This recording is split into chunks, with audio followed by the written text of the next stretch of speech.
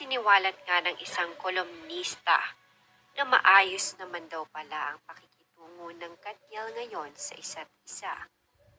Bagamat hiwalay na nga ang dalawa, ay nananatili pa rin daw silang magkaibigan sa ngayon.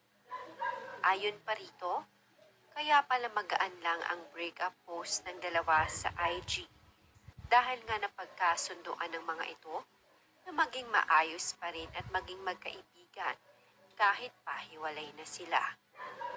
Patuloy pa rin daw nilang susuportahan ang isa't isa kahit pa magkaiba na sila ng landasin sa showbiz bilang hindi na magka-love team. Ayon pa rito, sabi raw ni Catherine ay hindi naman daw madali ang nangyari sa kanila. Hindi rin daw madaling makalimot sa relasyon na meron sila noon na tumagal ng 11 years.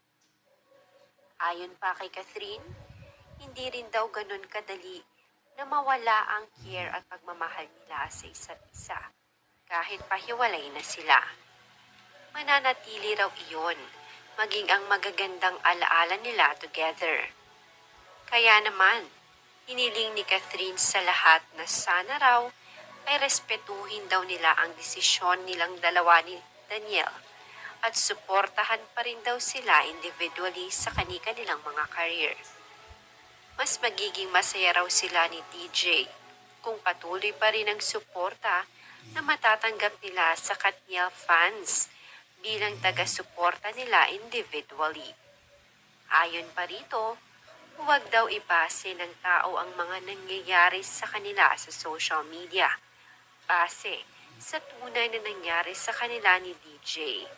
At huwag daw basta-bastang maniniwala sa fake news at sa mga news peddlers na nagkakalat daw ng issue tungkol sa kanila. Napag-usapan na raw nila ni DJ ang tungkol sa hiwalayan nila at nirerespeto nila ang isa't isa kahit pa hiwalay na sila. Kaya sana raw ay ganun din ang mga fans at mga tao. Ganun na lang din kakumpiyansa si Catherine sa fans ng Katniel kung gaano nakalalim at kalaki ang tiwala niya sa fans na nataniman na ang mga ito ng respect and love. Kaya naman, naniniwala raw siya na pareho pa rin silang susuportahan ni DJ sa desisyon nila at mga careers ngayon.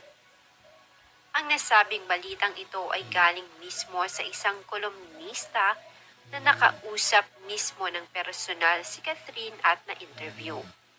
Hindi na nga lang binigyan ni Catherine ng permiso ang nasabing kolumnista na ilabas sa publiko ang nasabing interview sa kanya dahil ayaw niya raw na pagpiestahan pa siya ng mga tao at mas lalo pang lumaki at tumagal ang usapin tungkol sa kanila ni DJ. Pero isa lang ang siniguro ni Catherine. Maayos silang naghiwalay ni DJ at may respeto sila sa isa't isa. At susuportahan pa rin daw nila ang isa't isa sa mga careers na tatahakin nila. Samantala bago ko tapusin ang video na ito, ikaw na nanonood ngayon, isa ka rin ba sa natuwa sa naging kasagutan ni Catherine sa interview sa kanya? Comment down below.